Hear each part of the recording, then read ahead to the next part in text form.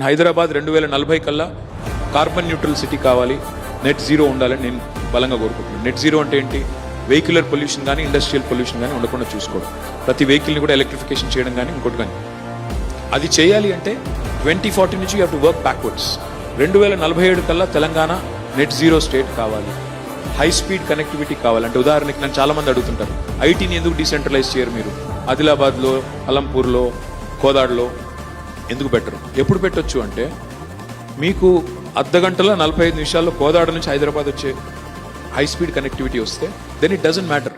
మీరు హైదరాబాద్లో ఉండి కోదాడలో పనిచేస్తారా, కోదాడలో ఉండి హైదరాబాద్లో పనిచేస్తారా, ఫరక్ పడదు. అట్లాంటి హై స్పీడ్ నెట్వర్క్ కనెక్టివిటీ రావాలి, ర్యాపిడ్ రైల్ ట్రాన్సిట్ సిస్టమ్స్ రావాలి. హైదరాబాద్కి ఈరోజు ఒక ఓఆర్ఆర్ ఉంది, ఇప్పుడు ఆర్ఆర్ఆర్ కట్టబోతా ఉన్నాము. దాని తర్వాత కూడా ఇంకా ఒక పెరిఫెరల్ రోడ్ రావాలి. ఎట్లా అంటారా, బీజింగ్ అనే ఒక నగరానికి 5 రింగ్ రోడ్లు ఉన్నాయి రజనీ గారు. అంటే infrastructure, innovation, inclusive growth, the 3I మంత్ర. ఈ 3 ఏకకాలంలో సాధ్యమైతేనే ఒక రాష్ట్రం ఎదుగుతుంది. ఇన్ఫ్రాస్ట్రక్చర్ కొంత క్రియేషన్ జరిగింది, ఇంకా జరగాలి. ఇన్నోవేషన్కి బాగా పెద్దపీట వేయాలి, పిల్లలకి సృజనాత్మకత ప్రోత్సహించాలి. 3వది ఇంక్లూసివ్ గ్రోత్.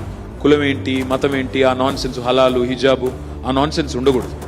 ఎవరైనా సరే అవకాశాలు సమృద్ధిగా దొరికే ఒక పరిస్థితి సృష్టించాలి. Government should become an enabler and I believe that we can play